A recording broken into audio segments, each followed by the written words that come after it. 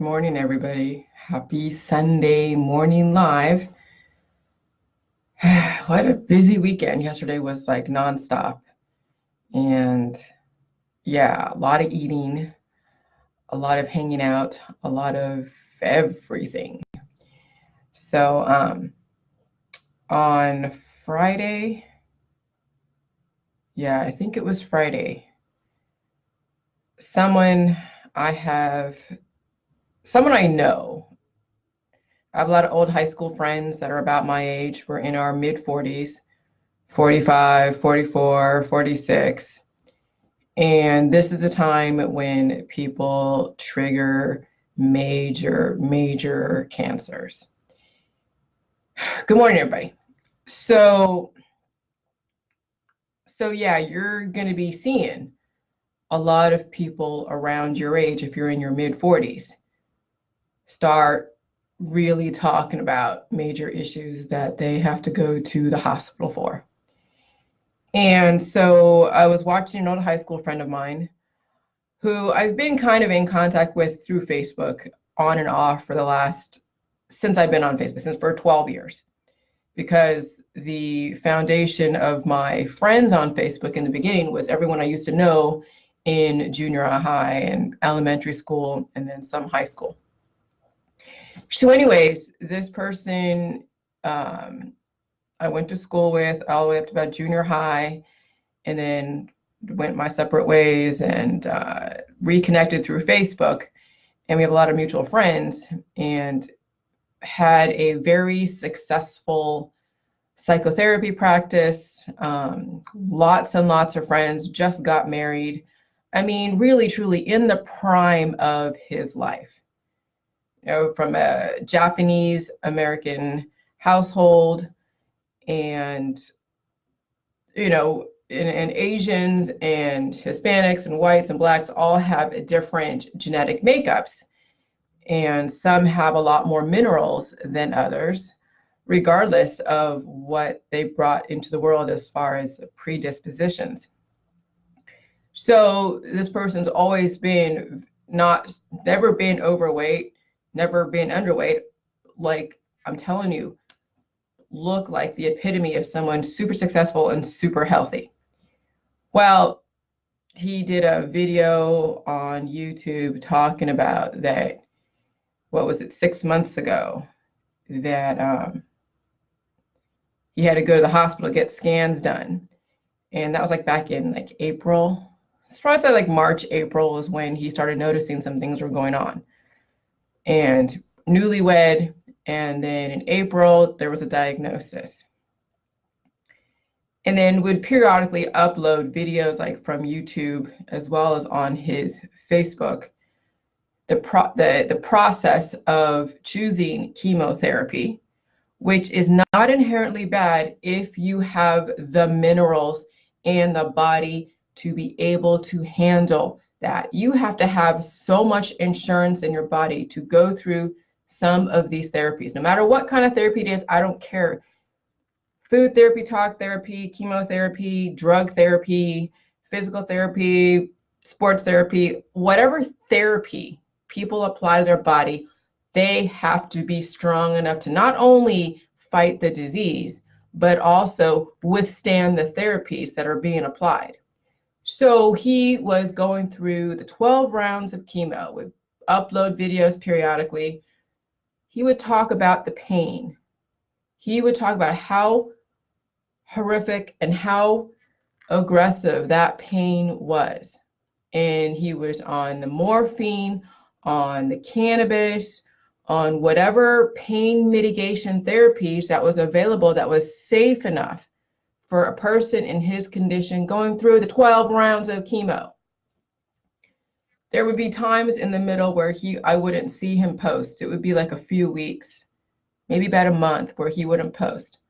Or then he would post something where it says, okay, I'm gonna take a break this week, give my body a rest from this chemo, because he would go, when he would go to his appointments, he would take a picture of him in some kind of costume, trying to make light of the situation a little bit, just because you have to inject some kind of humor, levity, to be able to withstand this.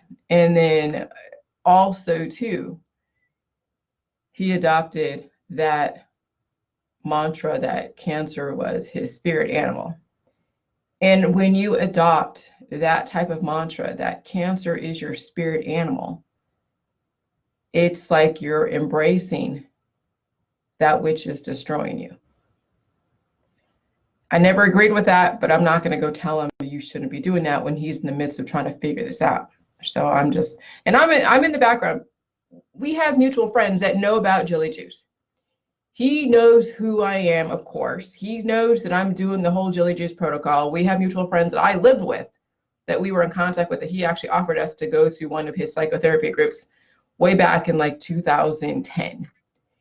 And, you know, word gets around about Jillian, of course. So he knows who I am, and people who are on the protocol know who this guy is and probably have approached him about this, but don't want to push him. So it's not like he doesn't know who I am, and I'm not going to push my agenda on anybody that is choosing to go down whatever path they want to choose to deal with their aggressive cancer. So I'm just hanging back, just watching, because I know this was going to be like, I already predicted what the outcome was going to be. And I'm telling you, it sucks when you know the outcome. Okay. So anyways, so then he says cancer is a spirit animal, and he would go through then all of the different videos every so often, would disappear for a minute. And I knew when he was disappearing for a minute, and then the one picture of him where he had all of his hair is shaved off and come off. And then the hair's growing back, but it's growing back gray. And then you can see then the body being depleted of the minerals and the nutrients. And so he came back on saying something, saying, I'm sorry, I've been offline for a bit, been doing some stuff, had a request for his friends, which people were like immediately trying to fulfill his request. And then also, I think he said, I think maybe a week prior to that, that he has finally gotten rid of the pain. The pain is finally in the background. Like, the whole point of him going through the chemo and going through all the different pain mitigation things was to stop the pain. Finally, he got his wish. He has no more pain, but the body is still degrading. It's still going through. It's still cannibalizing itself. It's trying to heal by taking the reserves and trying to keep the vital organs going. But finally, he said, I'm in no more pain now, really. Finally, a day where the pain is in the background. And I knew, my gut knew, my head knew, and I'm just like, all right, the end is near. Because when you are in, like, he's probably stage 4 cancer at that point during that chemo. And I don't know that he didn't say all the different diagnoses as he's going through the different chemotherapies. And then they were also applying other immunotherapies. I think they were doing some kind of searing off the nerves from the pancreas with doing some kind of ablation type of stuff. And so he went through several different immunotherapies, and they didn't work.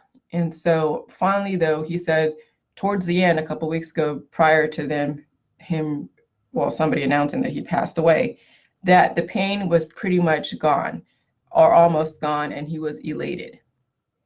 When you are in stage 4, stage 1, stage 2, stage 3 cancer, and you're going through rounds and rounds of chemo, you're in so much pain, the body's trying to heal. And if your whole intention is to try to mitigate pain with therapies, and then you're really, really horrible, bad off when your body is so like just racked with just the cancer and it's depleted and you have no more pain, you're not far away from actually passing away. Because when the pain stops and you're not giving the body what it needs, that's a major red flag. That's like 2 steps away from actually passing away. And then I think it was like on Friday, somebody posted to his wall. I saw all these different, oh my God, rest in peace, I'm devastated, I'm this. And I'm like, holy crap, he passed away. And it was 6 months. I looked up what pancreatic cancer, because that was the cancer, was pancreatic cancer. And pancreatic cancer, anyone that's on pancreatic, has pancreatic cancer, has between 2 to 6 months, maybe if you're lucky, 5 years. If you are one of those kind of people that have so much weight to you and so much bone density, and you brought in major awesome genetics, and you can withstand different, you can withstand some kind of cancer and the chemotherapy. Yeah, there are some people that can go through 40 rounds of chemotherapy and look like they've never been through cancer. And there are people in my high school class, an upperclassmen, that went through 40 rounds of chemo. And the guy's like, 6, 7 foot tall, built like a brick shit house. And going through chemotherapy was just like swatting a fly for him. But then a guy that is like of Asian descent, Japanese, and slightly built, with probably a million predispositions, going through 12 rounds of chemo, that will suck the life out of you. So it's not even just what type of disease. Even if you catch it early, okay, you catch it early, but can you handle the therapy? I don't care what it is, whether it's chemotherapy, whether it's cannabis therapy, whether it's some kind of detox or baking soda, or whatever these holistic people apply as an alternative. Okay, if you don't have enough insurance in your body to withstand the therapy, you're going to accelerate the degradation process. So watching this guy's journey and watching exactly what I've already predicted with everybody when they're going through that type of aggressive therapy, it was just like you can predict what was going to happen. Every single thing he was saying, because people are trying to offer him different protocols, trying to offer him cannabis, trying to offer him all these different newfangled things that goes on. This is in California, okay? So California is not known for anything but the trendy. So already when you're in California and you're going through all of these aggressive types of therapies, they're going to find the latest and greatest therapy, electricity, detox, some kind of newfangled immunotherapy that they've discovered. And the people out there who have money will buy it. Because let me tell you, when you have money, you will buy the latest and greatest because you can afford it. When someone is really poor, they're not going to go and utilize all the latest and greatest therapies that are so like trendy and expensive and yuppie. They're going to find the cheapest thing out there. And I've been poor most of my life as far as my adulthood. I was raised in Silicon Valley, so I wasn't raised poor, but I live in a bootstrap mentality. I had to go and find my way in the world. So I didn't have a lot of money trying to deal with my own PMDD. So I had to find things that I knew through my own research that wasn't going to cost me an arm and a leg, because I couldn't afford all these therapies and doctors and prescription medications, and these naturopathics and homeopathics charge you $80, $90, $100,000 or $500 to tell you what you already know. So I had to do it myself. So those that have money, it's almost like a double-edged sword. You can have money to destroy yourself, or you can have money to save the world. And right now, people in California have money to destroy themselves. Okay. And so he's surrounded himself with people who are in the psychotherapy world, the healing, holistic world, the fear world. They're all about cannabis world. And so he was already basically like out of the gate. There was no chance for him. And I knew it, but I had to watch the process. And I'm telling you, it sucked watching the process. It took everything about me not to go and comment, because as soon as I were to comment Julie Juice, I know everybody and their mother would attack the crap out of me and then post all the Dr. Phil stuff and then try to demonize me. And I didn't want that to happen and turn my trying to help him into some political thing that would then cause him more stress. So that's why I kind of backed off. And he knows who I am. People have introduced this to him that have been on the protocol, that were part of my group, but they've since kind of gone to the wayside because of their own issues. So there wasn't anyone really qualified except for me, but then we have mutual friends that don't like me. So it's like I kind of felt stuck and kind of fucked for him. And what am I going to do? So it's almost like it's a lesson in watching the progression and confirming what we already know, that when you are trying to mitigate pain on such an exponential level, applying the wrong chemistry, the extreme side of it is that you are 1 step, 2 steps away from the grave. The other side of it is you're accelerating the death process. And then it manifests in fear, it manifests in segregation, it manifests in so many behaviors that now we are looking at and seeing the indicators, okay? And so that's why I mentioned that I know exactly who's on the protocol and who got off the protocol by exactly what they post. When you're posting fear of vaccines, when you're posting fear that the government's trying to kill you, when you're posting fear about anything that you absolutely do have control over, you are on that death trajectory. Those are the indicators that you're not doing J-Juice, and I really don't want to have anything to do with you or your group because you've gotten off the protocol and you haven't been following me very closely, and you cherry pick my information to prop up your agenda, which is not the point of J-Juice. You don't cherry pick my information to still induce fear in the population.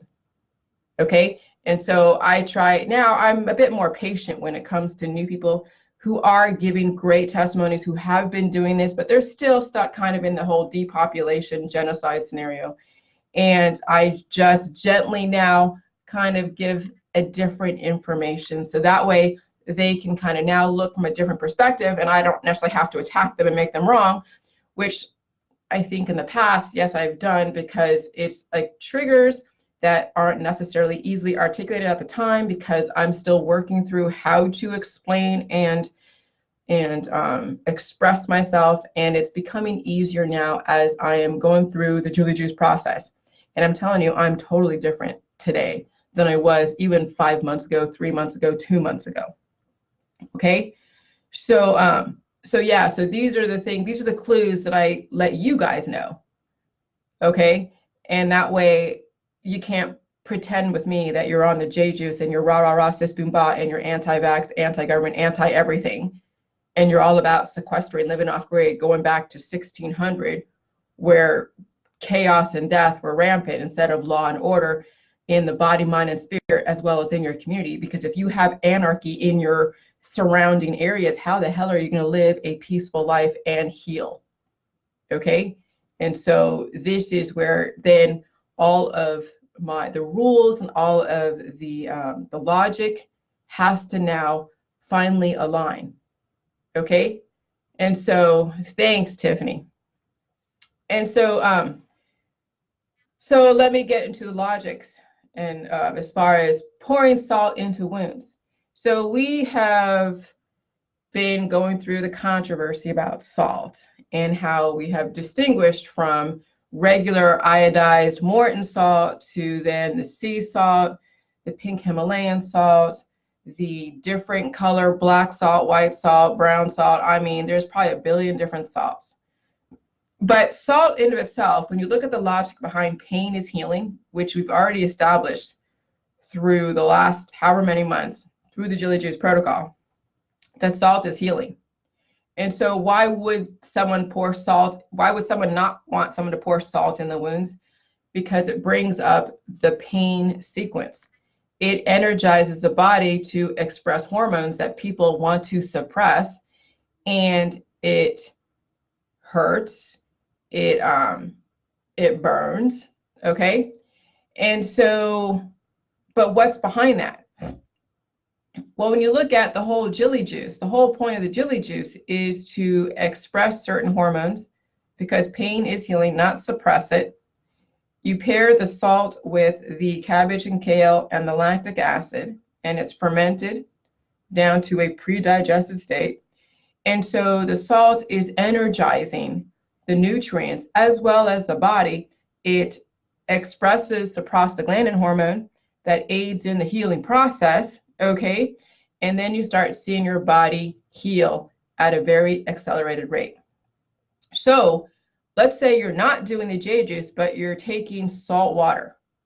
Okay, so salt water is not, it doesn't matter what kind of salt it is. If you're taking salt water to either drink or flush your system out, or to use as a therapy for your body, well, why would that be bad? Well, because here's the thing.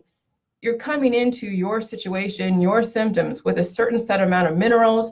You have malabsorption rates or absorption rates, okay? And relative to how many issues that's going on, and you're taking some kind of salt water, whatever it is, whether it's Morton's iodized salt or pink Himalayan salt, you're like I said, you're energizing the weaknesses, and this is where people feel then the symptoms. But also too, on the other side of it, that we need to really understand is that what it does is it energizes the body to then go take minerals where it can, to then apply to and heal that body. So when you feel pain, when you pour salt in the wounds, or when you're rinsing your mouth out with salt because you have a mouth ache and it feels better, what you're doing is you're energizing the body to go steal resources to heal whatever it is that's causing the discomfort, because pain is healing. So if you have pain in your mouth and you're taking salt water, you're not drinking it, but you're washing your mouth out with salt water, all you're doing is energizing the prostaglandin hormone to then go and send the messengers off to go bring the minerals and the nutrients to then go and take care of that issue so the pain stops.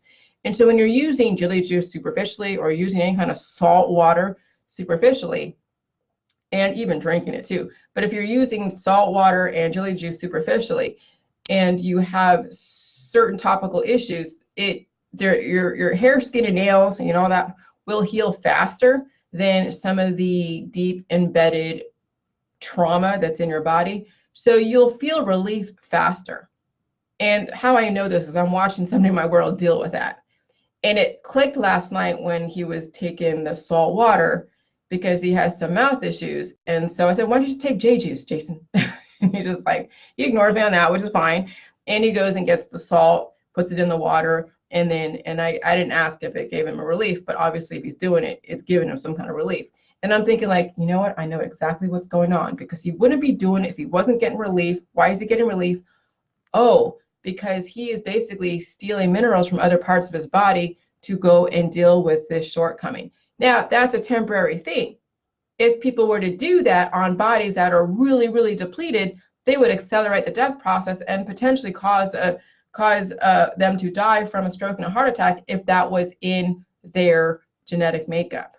But my husband is built like a brick shit house. He's so big and he has such dense minerals, pretty good genetics. His whole family kicks ass. Like his whole family is like, they're much stronger than my family physically. Okay.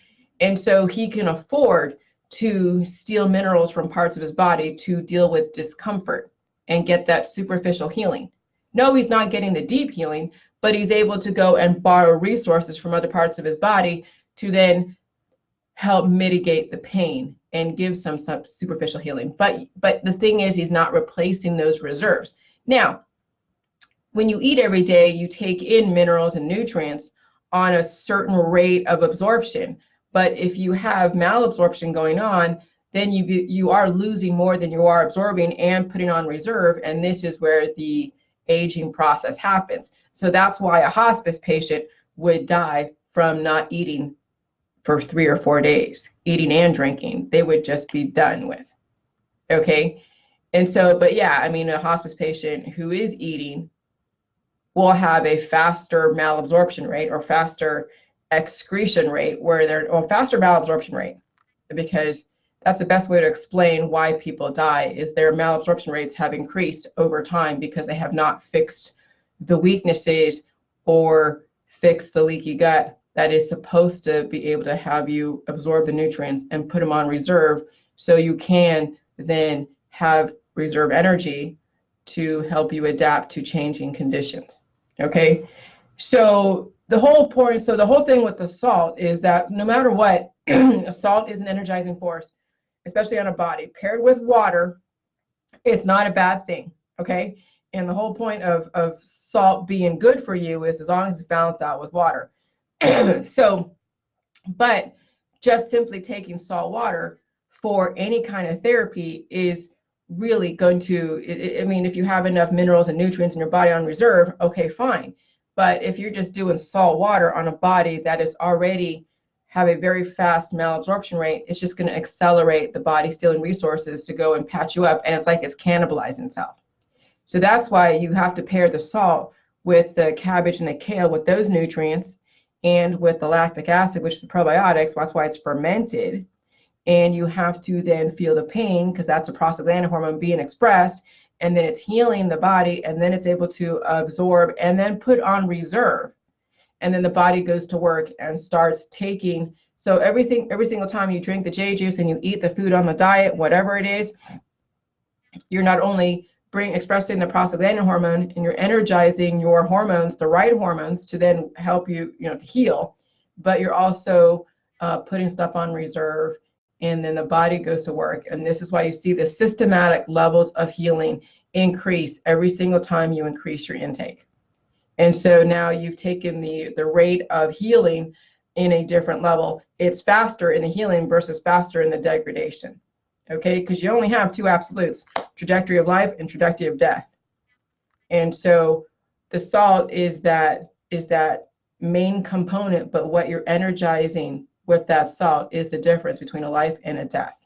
Okay, and life and death are absolutes. The time in between is irrelevant. If the end result is death, then what's the point of doing anything except to buy you a few years? But then if you don't know your mineral reserves and your nutrient reserves, then you could be accelerating the death process and not even know it. But you have to then pay attention to the indicators. Okay. And so then the whole thing with the genocide, why that's a subject heading, is because I was looking up, because I had a meme that I put all these memes out there about genocide and about diets and all these different holistic people and allopathic people who are shaming and demonizing people for eating processed food. Well, what is processed food? It just has an overabundance of either a mineral or a fatty acid or a prohormone. And I think the ones that the holistic allopath people promote is like all the prohormones, because all the nutrients, and then they demonize the minerals and they demonize the fatty acids. And so I was looking up, and I put on there that people who demonize like vaccines, and they demonize meat, and they demonize processed food and fluoride and 5G and chemtrails, well, they're essentially inducing fear in the population, then triggering a type of genocide. And I'm like, that's really extreme, because it's true. Because when you look at all the different healing groups, and you look at all the different groups that are demonizing anybody, anything, they are essentially committing genocide against their own population. Because when somebody is afraid of the water, and they're afraid of the food, and they're afraid of all these different things, they then discriminate without realizing that it's actually doing more harm to them. And then it's a chain reaction of trauma, because now you are even being more malnourished, because you're so afraid of this and so afraid of that. And then you as a person who's putting that fear into somebody, then have created a paranoia that now you've just damaged them even more. So you look at these healing groups and these different therapy groups and all these different people who demonize stuff, they're actually harming their flock at an exponential rate. And that is a type of self-induced genocide. The government isn't doing it, because we wouldn't have 7 billion people on this planet if the government really truly wanted to kill you guys, okay? 7 billion versus how many that were around back in the bubonic plague days. We have double, triple, quadrupled the population since 300-400 years ago. And there's a reason behind that. Modern medicine has manipulated you to prolong your death versus have Mother Nature take you out if you show any kind of weakness, because that's how Mother Nature works. It's pretty cut and dry. But man has given you insurance. Okay? And so so when I'm Googling genocide, genocide in health, and I'm thinking, oh my God, somebody already used that word genocide, but they use it in the processed food world. So it's like YouTube videos. I didn't even go in to watch them, because I don't even care. But I see how they're using genocide against people who are eating processed foods. And they're saying, oh, the processed food industry is all about genociding the population. And I'm like, all they're doing is going from one end of the pendulum swings one way, and then it swings the other way. When you have 4 components that make up the body, the fatty acid, amino acids, the prohormones, and the minerals, and people have various types of imbalances, certain foods are going to obviously trigger them into some kind of inflammation, because it's too overabundant, or it's not getting enough. Okay, and then you have the allopathic holistic industry that will give you all these different tests, say, oh yeah, you're deficient in this, deficient in that, or you're overabundant in this and overabundant in that. And that's where they then bring in the functional medicine. And that's how they're now wording how to deal with people's imbalances. Now they call it the functional medicine. That's how they're merging the holistic and the allopathic world together, because now we know they're really two sides of the same coin. They're no different. Their whole point is to mitigate pain and to make you feel comfortable with your choices in life. Okay. And so it's like, okay, now we got to really bring this down to a very elementary level. Anyone that demonizes anybody, anything, any dog, any cat, any animal, any plant, any element, any mineral, any fat, anything, any kind of demonization to where you are trying to demonize something indefinitely, and you're trying to blame all of your problems on all of these things, and then you want other people to take part and demonize and create some kind of like gang type of stalking, which is what all these groups are doing. You're obviously imbalanced, okay, but that is then showing that your lack of understanding that everybody has a different biochemistry with different balances and imbalances. And just because you're reacting to tomatoes doesn't mean, or nightshades, doesn't mean that somebody else is. But not everybody is doing that. But there are certain things out there that the government puts out there to kind of give everybody some kind of lowest common denominator type of health. And then that's the whole thing with the vaccines. They're not bad in of itself, but I keep trying to impress upon people that all vaccines are is just a replication of your environment. They are no different than what you're going to be encountering out there in your community. And some people have very weak bodies, major imbalances, and they need that transition if they haven't heard of Jilly juice and there's an Ebola virus that's very aggressive. Yes, they're going to make certain vaccines mandatory. And if you have a strong body, it's only going to upgrade you.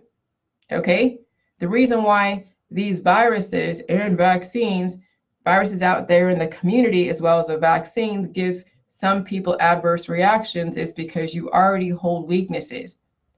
And when a virus gets a hold of a person that has a weak body, it's then going to try to destroy the weak. No matter what, the virus out there in the environment, which is why the government puts out the vaccine so you don't die, or why it is someone experiences an adverse reaction from a vaccine, is because you already hold weaknesses. But at least now you've triggered only autism or some kind of disease, but you didn't die. Okay? So, because Mother Nature doesn't discriminate. If you have a weakness, you wouldn't have been here. Most of us, if not all of us, shouldn't be alive at all.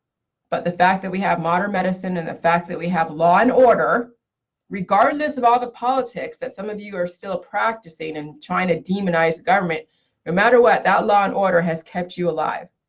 If you were to have anarchy and chaos out there, go look in some parts of China where they have fires that are like, and I've been to the different, the back country in China, and it was a little scary. I mean, first of all, the roads where everybody is like trying to go one direction and there's no lanes and everyone's just trying to drive, and I'm just like, holy crap.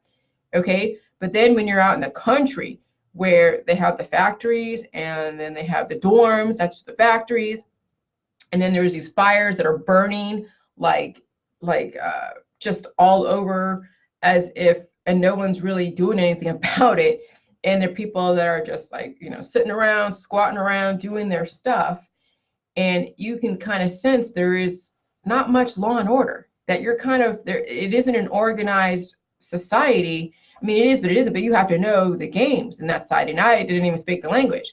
So that's kind of like what people are trying to revert humanity back into, is back to where we're like, back in the Viking days where people were just, there was no law and order and there was no centralized system to refer to have punishment and whatever. And so people were then attacking each other, stealing resources from each other, raping women, kidnapping, which we do have, but we have enough measures in place that if you don't do something on your own to keep your kid safe, yeah, someone's going to kidnap your kid.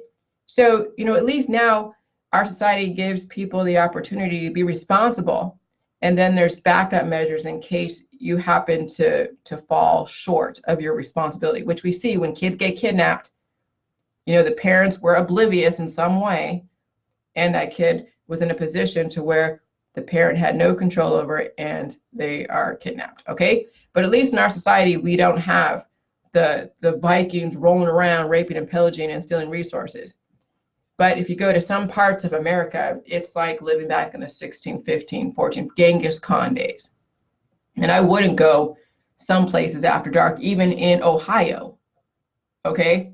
So if I wouldn't even do that in Ohio, then definitely we shouldn't be reverting back to the anarchy where there's no law and order days. So there's something to be said for law and order and rules to live by, so we can at least get a chance to heal our body and live a relatively productive and peaceful life. And so that's why I've also been pointing out the similarities between science, religion, and spirituality.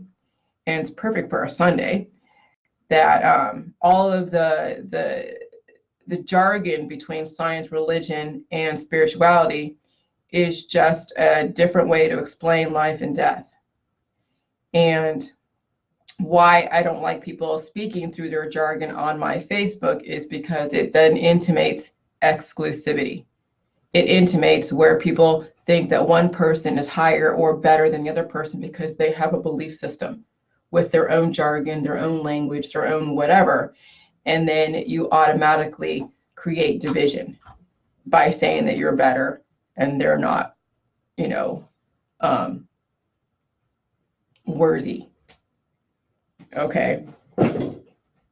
So once you understand that all the jargon in spirituality, religion, and science, as well as all the jargon in law enforcement, in the law, in industries, in companies, in cultures, it's all different ways of explaining life and death. Okay, because for a company to live and thrive, there's rules and laws it has to live by, no different than the human body. When you understand the human body, you'll understand that nobody is any better or any worse than anybody else. There's just a type of biochemistry that's in charge, that whether you'll find a bonding experience or not, doesn't mean that you promote intolerance. It just means that there's some biochemistries that are a bit more aggressive and that could harm you. And so you just stay away from it, but you don't hate it, or you don't say they're bad or they're wrong. They're no different than you. They just have a specific hormone that's at the surface that it doesn't seem to work with you. And just like, within the body, when someone is highly aggressive, so much testosterone and so much adrenaline, and you're this chill person that's very relaxed, that kind of energy can conflict. Just like you don't match a dog that's high energy with someone that's chilling out. Now, there are some people that can handle high energy dogs. Like I have a friend that has a dog. It's like a little pincher and something, not pincher. It's a Rottweiler and a Dachshund. And so this dog is full of adrenaline and maybe a little bit of oxytocin, because it does cuddle and be nice for a minute if you can get it to sit still long enough. But it's like a little ball of adrenaline, a little ball of energy. And I'm telling you, I'm playing with the dog. I was at my friend's house yesterday playing with the dog, and the dog is just like, and I'm telling you, that dog is just like a live wire. It really is. And so, there's some people that can keep up with that. But the dog wasn't always like that, because my friend, she's pretty relaxed.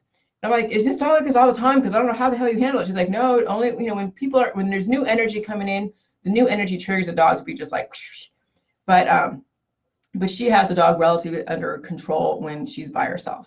But there are some dogs that are just have their own crazy energy, and not all owners who have the same biochemistry or can modify their dog's biochemistry, which some people do, they drug their dogs. But I found a way with the J juice to calm my dog's hormones down to where she's not like full of adrenaline, full of angst, and full of all this stuff. She's actually balanced out her biochemistry. And so her and I have this symbiotic relationship. And then my husband too, we all have similar biochemistry, though he has he gets triggered sometimes, and that's okay. It's not so extreme. And my dog gets triggered if my husband like mess with her, and I trigger her too by playing ball, because she's not like a fetch person or a fetch dog. So I'll do a little bit of things to kind of throw the ball and have her go, and she comes back with it. But I don't do long things. But I don't really want to like manipulate her hormones to that extent. But it would be fun too, kind of, to do that. But my house isn't big enough to throw the ball that far, and she doesn't play fetch outside because I've tried. She's too distracted with all the sniffs and everything out there. So yeah, all it is, what really makes us different is the different chemistry that is coming to surface, and then all of the words and the jargon that separates us. And so that's why then you see conflict, because people don't know their boundaries, they overstep boundaries, they try to make other people wrong for not believing or speaking their jargon. And so that's why I'm trying to make sure everybody on my Facebook doesn't speak through the jargon of spirituality or the jargon of religion. The English language through science is probably, in my opinion, now I'm coming from a biased perspective, okay, and I know this, science is probably the best way to reach everybody, because even a religious person understands that you need to have nutrients in your body. They know it on a very basic level. That's why there's a biblical diet. So if we can speak from a very scientific point of view that will reach everybody, and everybody understands science, they understand cells, they understand hormones, they understand acids and foods and all that stuff, then we don't need to apply then the jargon to then further confuse people, because let me tell you, some things are not that easy to decipher. Like when you say Jesus, or when you say Allah, or when you say life, well, it all means the same thing, but a person who doesn't have a religion or spirituality background, they're not going to understand that Jesus and Allah and Buddha equal life. And so then it becomes a trigger for them, feeling that there is somebody is trying to convert them into an agenda and all that stuff, or convert them with their own agenda. And we're not trying to trigger anybody in that manner. We just want people to understand that we're all the same, and academia and basic academic or basic science principles can what unite the spirituality, the religion, as well as the science. Okay? I mean, and that's all, so that way we can understand each other, so we're not playing this divisive game, not playing that, oh, I'm having this imperious attitude.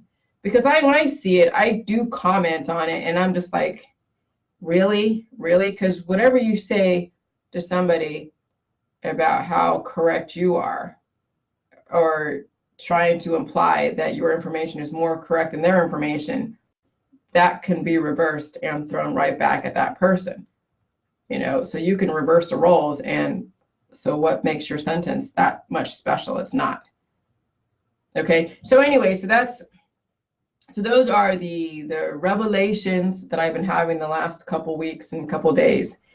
And anytime you demonize a person, place, or a thing, or an element, or a mineral, or a dog, or a cat, or an animal, whatever, okay, you are promoting a genocide. Because yeah, when I saw somebody demonize pit bulls, because yeah, dogs attack humans, bad animals attack humans, chihuahuas to Rottweilers to German shepherds to pit bulls, but then they have to mention the breed. That's when I'm like, you're trying to induce a trauma to then justify a genocide against an animal. And it's no different than when people pull the race card, or they pull the gender card, okay, or the sexuality card. You're now trying to promote division, or promote or pull the religion card. We're not trying to pull these cards to create a division and promoting a justification of genocide against anybody. We're all the same. Animals are just as equal as humans. It's how they're raised is what makes them. And then you look to the human who's raising that animal that creates that aggressiveness, that creates that behavior. And so the whole point of Jade Juice is for you to get that kind of clarity of thought, and then your behaviors out there change. And then we don't have all this crazy division, but we have people put boundaries down if the biochemistries are not aligned. Okay? And that's what it comes down to, is not everybody can live with someone that's highly generalized or full of oxytocin. But you can, if they understand the boundaries and you can have that kind of happy medium somewhere, then yes, people can live peacefully amongst each other, even with some of the hormones that are at the surface. But some people have hormones that are out of control. And that's when you see crimes get committed against the population, like people who rape and people who steal, people who do criminal behavior. People are stuck in psych wards because they have such out of control hormones, they cannot control whatever urge it is. We have psycho killers, which are very few and far between, but they do exist. And some exist way under the radar. There's a lot of unsolved mysteries out there, unsolved murders, unsolved crimes, because there are some people that cannot control their urges, but they found ways to be creative in hiding their imbalances so they don't go to jail. Because remember, even a cell that has epigenetics, has some trauma attached to it, it still wants to live. And if it knows that if people find out that they've murdered somebody, they would be ending up in jail and they can't then express their urges. And then Sajid Nawaz says, I'll start again after a rest few months. I will be using Jade for the next 3 months. Awesome, Sajid Nawaz. Very good. Very proud of you. You just got to do it. You just got to do it, and just, and here's the thing. All you got to do, because it's safe, there's nothing wrong with the J juice, okay? When people ask me, oh, is this safe? And oh my God, the blood pressure. You have issues in your cardiovascular system, okay? The juice energizes and brings to surface the prostaglandin hormone, which is the pain sensation. And then if you have issues in either your heart, your blood, or all the different systems, you're going to feel a pain, you're going to feel a symptom. Symptoms is just the body been trying to heal. However, people are not given the right chemistry, the right nutrition, the right chemistry. And so it is a continuous symptomatic relationship with their body until they pass away, or they take the wrong chemistry and then suppress the prostaglandin hormone, of which then the extreme side of it, they feel no pain and they're either almost dead or they're going to be doing further damage to themselves. Where you saw that video that I posted on my wall where somebody's prostaglandin hormone did not feel any pain, so they don't know whether they cut themselves, they don't know whether they're hitting a hot surface. They don't know if they're biting their tongue because they can't feel pain. And so that's the extreme side of pain mitigation. Okay. So you guys have to be able to balance out the healing process and your daily life. And I'm telling you, it's very difficult if you have a very high pressure job to try to do the J juice and you're trying to be number one producer in your company and you're doing J juice. You're going to be splitting your affections. And most likely you're going to have to put your energy mostly into you versus that job. So find a way to see how much you can get away with not giving all of your minerals to a job, but give just enough to keep the boss satisfied. But then you also give time to yourself to heal, because you got to give yourself time to heal. You guys got to chill out on all of your crazy extracurricular activities because it's taken away from your healing time. You just got to and I'm very happy I'm in here in Ohio. My husband's at the top of his game. And that's how I bring in the economics, that when you're at the top of your game, you're not going to want to divert your resources. You want to keep making that money. But the bottom falls out at some point. And that's what I want you guys that are at the top of your game to understand. The bottom will fall out if you're not actively repairing the damage. So the thing with right now with the matrix and the alternative matrix, okay, which I know sounds very jargon, but right now with the mainstream, no one's doing the J juice. So some people are at the top of their game, they're not going to want to divert. But be sure, as anything is predictable, people will fall. And that's why the whole thing with preparing for retirement, preparing for all the things that happens when people age. And some people will trigger a major disease even in the middle of their career when they're at the top of their game, and then they're forced to then go and invest at the bottom, but then they invest in the wrong things. So when somebody's at the top of their game in their 40s and they're doing all these presentations in the real estate world and all this stuff, they're not doing J-juice, and then they get hit with a rheumatoid arthritis or some kind of autoimmunity, and it takes them down. Then they go and invest in like all the homeopathic, the allopathic, and all this stuff. And so they're investing at the bottom, which you should be, but they're investing in something that's not giving them a great return. And then they start seeing that they can't get back to where they were because their body is now even more so than where they were to begin with. Because not only the disease, the trauma that brought them down, but then all the therapies they applied have created even more chain reaction traumas. And so they'll never bring themselves back to where they were before. And so they accept it.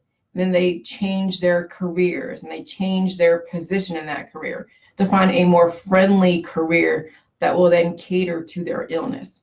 And that's exactly what people are experiencing today. They're doing these job changes because they're forced to, because they can't perform at the level that they used to, because they were at the top of their game and they let the bottom fall out, and they invested in the wrong things, applied the wrong chemistry, and now they'll never see where they were ever again.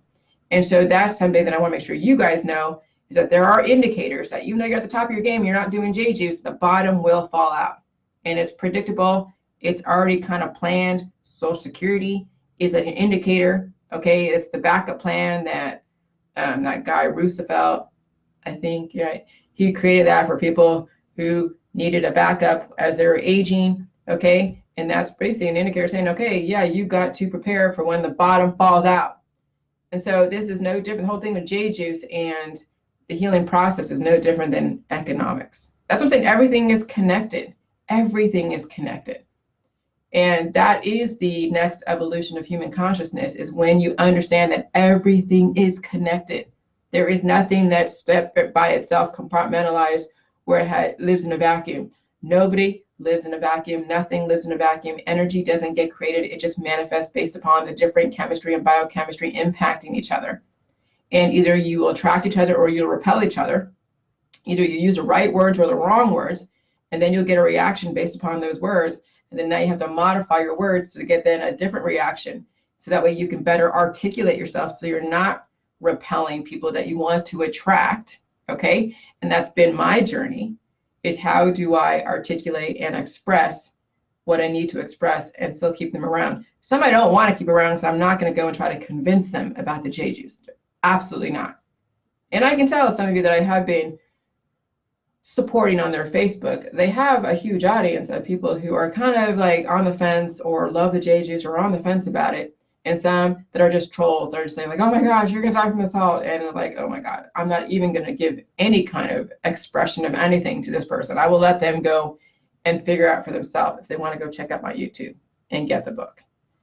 Okay. So yeah, it's been a freaking journey. Oh my God. And so then we understand too, when you say good, bad, right or wrong, pollution versus nutrition, it's all based upon your perception, based upon your biochemistry, correct or incorrect.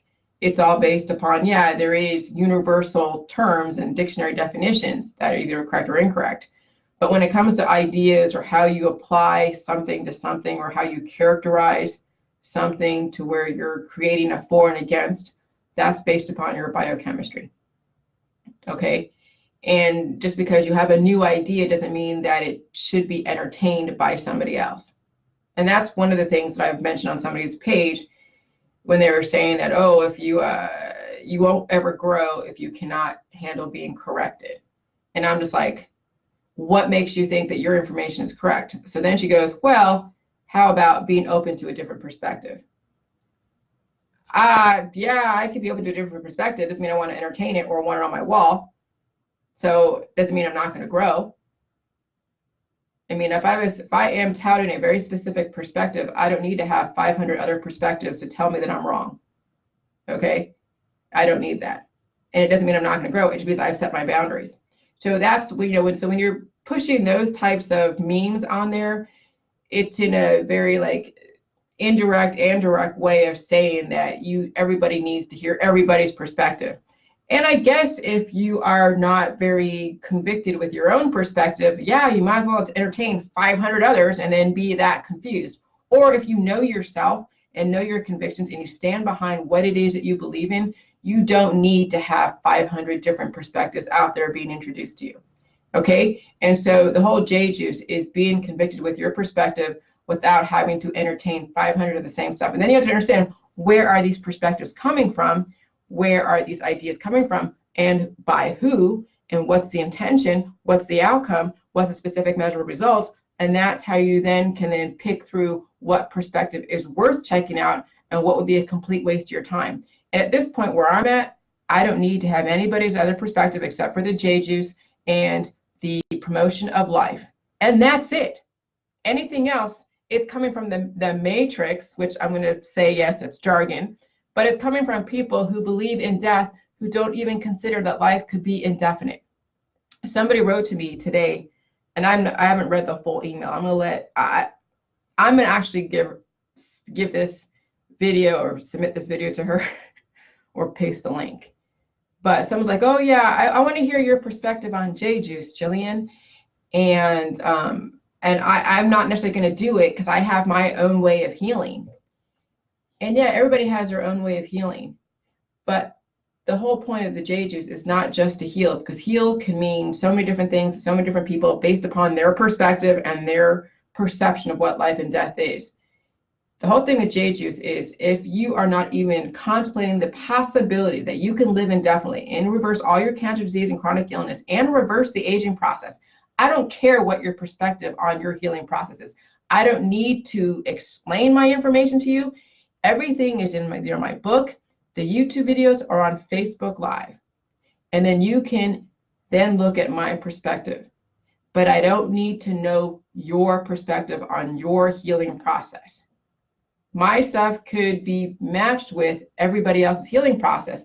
But if your healing process is taking pills, powder supplements, and detoxes and manipulate the body to bring up hormones because you want to mitigate pain, it's going to overshadow the J juice. You might as well not even do J juice. Just go back into the system and do your healing. If it's all about the superficial, trendy, it's all about being anesthetized and not feeling pain, you don't need to even know my perspective with J juice, because your whole point is to mitigate pain. That's why I didn't step in and tell this guy that was dying of cancer, who's trying to mitigate pain, that he shouldn't be mitigating pain. I mean, you don't tell someone that's trying to do something the complete opposite unless they're open to it. But even then, how would they know if you don't do it? Well, the reason why I know because we have a lot of mutual friends that don't like the J juice or don't understand me. And so I know those voices are much louder than my crowd's voices. So I pick and choose who I give my energy to, who I actually will invest in and give my time to. And even when people do say like, oh, it's J juice, say someone like will tag their friends on my videos or on my posts, and the person's like, oh, I'm doing J juice, but I got off because I have gastritis and the high blood pressure. And then she goes, is this safe? And I about come unglued. I'm like, oh my God. If someone made you a gift, if somebody drew you a picture, or somebody cooked you some food or made you a pie, are you going to ask a person, hey, is this safe? Is this pie safe? Oh, is this, picture appropriate or whatever? Or if you're going to ask somebody if the food that you cooked for them is safe, you've offended them. And so, yeah, I was offended when someone said, oh, is this safe? And they're like, well, then their justification, because they found that I got kind of offended, they're like, well, I promote this to people. Why would you promote something that you don't even know if it's safe or not? And that's what goes on in the allopathic holistic community when people are blindly accepting all these different pills, powder supplements, and drugs and therapies. And they don't know if it's safe or not, and they'll still promote it. And you see it. And so when she was saying, is this safe? And then I'm like, why the hell would there's my book, there's my videos, you got to take the time. I have a group that you can belong to and that you can ask limited questions and whatever. We can't tell you what it's going to do. And if you're not taking those measures and investing in yourself, and then you have to ask me if this is safe, this ain't for you. And I would rather drive you away from this protocol than have you be so shocked and surprised when you get a healing symptom that you're not expecting because you think this is some cure. Stop it, sugar. Okay, so I would rather drive people away from this protocol then give you some kind of false sense that this is going to do some miracle thing for you, that some people have touted and characterized this protocol as some miracle thing, and they're promoting it without really giving, without really setting the person up correctly. And so then I come in and I will reverse that. I will scare the crap out of that person who is asking if this is safe and whether they should do it or not and whatever. No, if you think this is not safe and you don't like the symptoms that you have, because every single symptom is the body trying to heal, then this protocol ain't for you. Go back to your doctor and get all your drugs, because that is your only choice. Either you bring up the pain or you mitigate pain.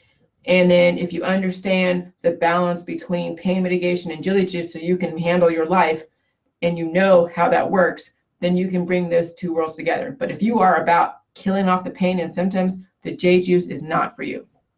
The only reason why you would bring in some of the pain mitigation protocols while you're doing J-Juice is because you have responsibilities. Okay? Otherwise, why would you want to bring those two together to then risk then going back into the system? Because it's a very fine line with pain mitigation and the J-Juice, to where some people will go back into the system and just take their drugs and live off the insurance of their body, because that's how people survive in this world, is they have enough resources to keep them alive for about maybe 50 or 60 years, if that, and then they're gone. And that was what exactly happened this last 6 months with an old high school friend of mine. They were banking on, they had enough resources to handle therapies, and they gambled incorrectly. And this is out of the San Francisco, UCSF, the palliative care. Okay? So anyone that is a slight build going through cancer and chemotherapy and immunotherapies, and they're like my build, Asian and slight, you don't stand a chance against those aggressive therapies. You don't. Anyone that's like 80, 50, 80 pounds going through that kind of aggressive, no matter what, whether it's cannabis therapy or chemotherapy or detox or baking soda, someone may, you can put two people together, one Asian and one white. One is very built up, maybe has very, very dense bones. And so those dense bones could be that insurance against someone who is raised in because Silicon Valley is full of people who sit behind a desk. Maybe they go and do, sport type of stuff, maybe. Okay, but if you're like an engineer and you're sitting behind a desk and you don't do a lot of sports, you're not really mineralizing your body and strengthening and all that stuff, but you've kept a relatively clean diet and all that, and you are, then you get cancer. Then a person who gets cancer, like in Ohio, and they've lived a really, really just robust life, and they have a lot of bones, and then they're skinny, but they have all the very dense bones. The white guy with the very dense bones could probably withstand the therapies over a person who didn't have that type of background, who had more of a softer background. People here in Ohio are built like brick shit houses, and you can tell the difference in the body styles. But remember, everybody has strengths and everybody has weaknesses. Okay? And so if you travel around the USA, you can see the strengths in the body, mind, and spirit. Some people they have strengths in their spirit and their biochemistry, and you see that in California, when it's all about bringing up all the different hormones, oxytocin, adrenaline, ayahuasca, whatever, right?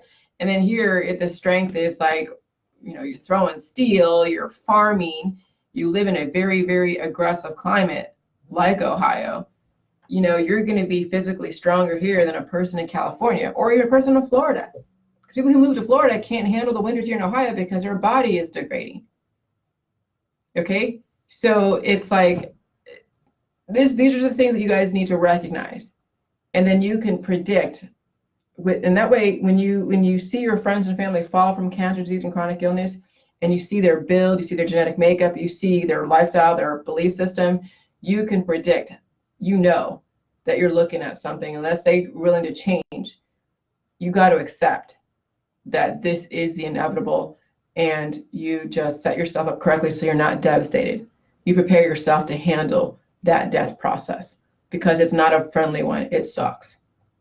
And some people lose their mind before they lose their body.